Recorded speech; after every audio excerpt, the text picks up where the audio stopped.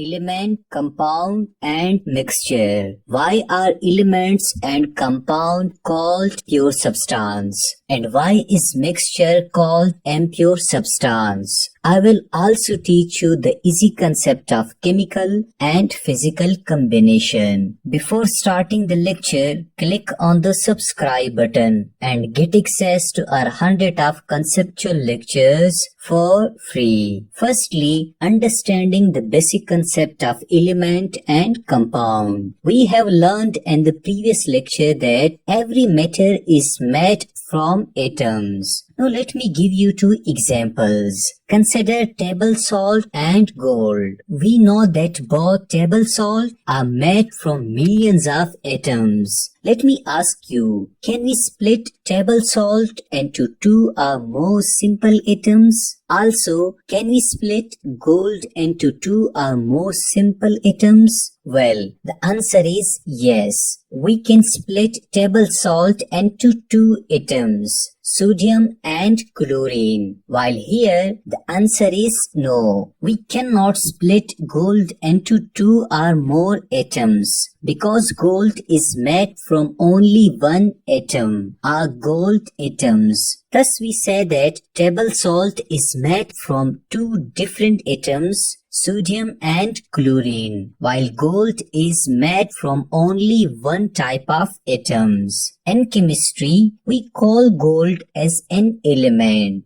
because it is made from only one type of atoms, while we call table salt as a compound because it is made from two different types of atoms. The second example is consider sugar and iron sheet. Let me ask you again, can we split up sugar and iron into two or more simple atoms? Well, the answer is yes. We can split up sugar into three different atoms: carbon, hydrogen and oxygen. Here the answer is no. We cannot further split up iron into two or more atoms. Iron is made from only one type or one kind of atoms, while sugar is made from three different types of atoms. Thus, in chemistry, we call iron as an element because it is made from only one type of atoms,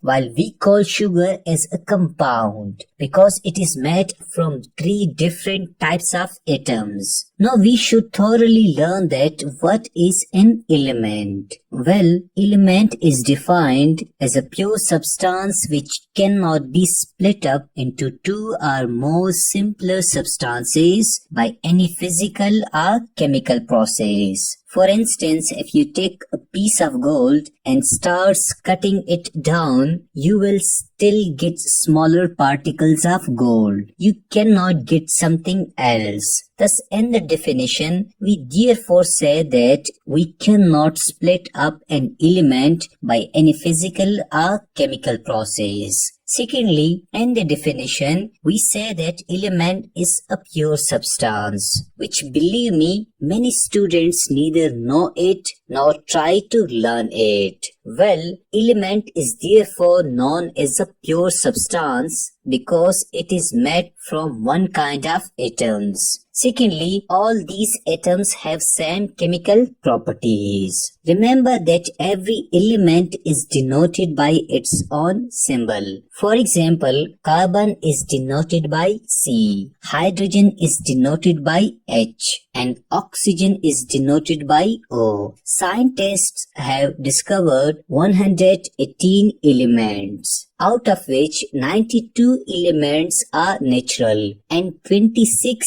elements are artificial or man-made. Remember that these 118 elements are listed in a chart commonly known as a periodic table. For example, you can spot C in the periodic table. It is carbon element. Similarly, you can spot oxygen element and hydrogen element in the periodic table. Thus, whenever you see periodic table, think that it is the collection of total elements, 118 elements that exist in our nature. Here, let me also quickly give you a bonus tip. Are you confused about element and an atom? Well, it is not difficult. Atom is the basic or fundamental unit of an element. For example, consider a pencil. It is made from carbon. Carbon is an element. It is made from millions of small units or small atoms. Or you can say that when these small atoms of carbon combines together, we get an element like this pencil. Now what is compound? Well, a pure substance consists of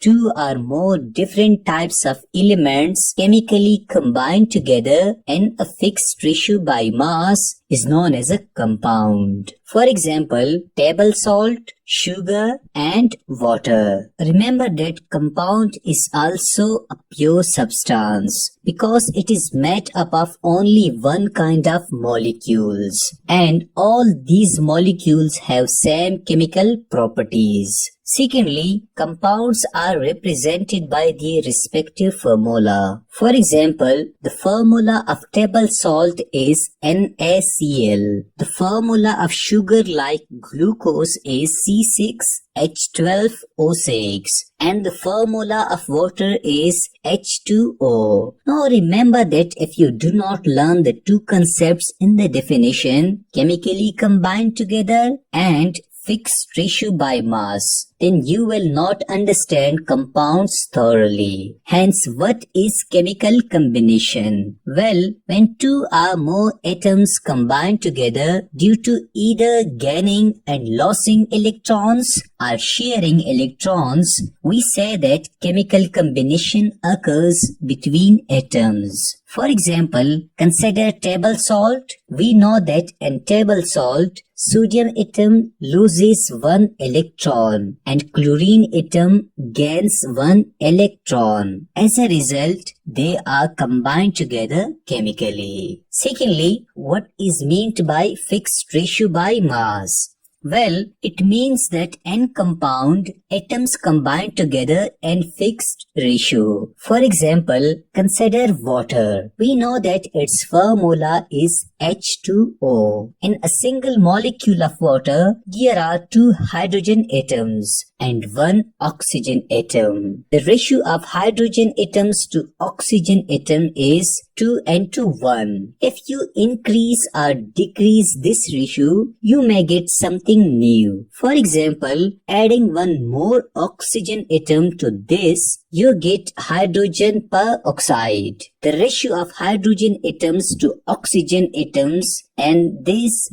becomes 2:2. Therefore, we say that we have to chemically combine atoms together in fixed ratio by mass in order to get desired compound. Finally, let me teach you that what is mixture. Well, when two or more substances are physically combined together, we call it mixture. For example, cold drinks, tea, dyes, etc. In the definition, we say that substances are physically combined together. Now, what is meant by physical combination? Well, let me ask you, how can you mix salad? You can make salad by just mixing the vegetables all together. The atoms of vegetables neither lose nor gain electrons. Thus, this simple combination is usually termed as physical combination. Some other examples of mixtures are when salt plus water are combined together, we get mixture. Here salt is compound and water is also compound. The second example is when you put some iron foils into the water, you get mixture. Here iron is an element and water is compound. Thirdly, when you add iron to gold jewelry, you get mixture. Here iron is an element and gold is also an element. Thus combining different substances physically, we get mixture. Lastly, Remember that mixture is not a pure substance. It is impure substance because two or more substances are physically combined together, due to which we have two different kinds of particles in a mixture. Or one can say that particles in mixture have not same chemical properties. For example, when you mix water and salt, water molecules have different properties than that of salt. Therefore, we say that mixture is impure substance. This was all about element, compound and mixture. I hope that you have learned all these concepts. Thank you very much for watching this video.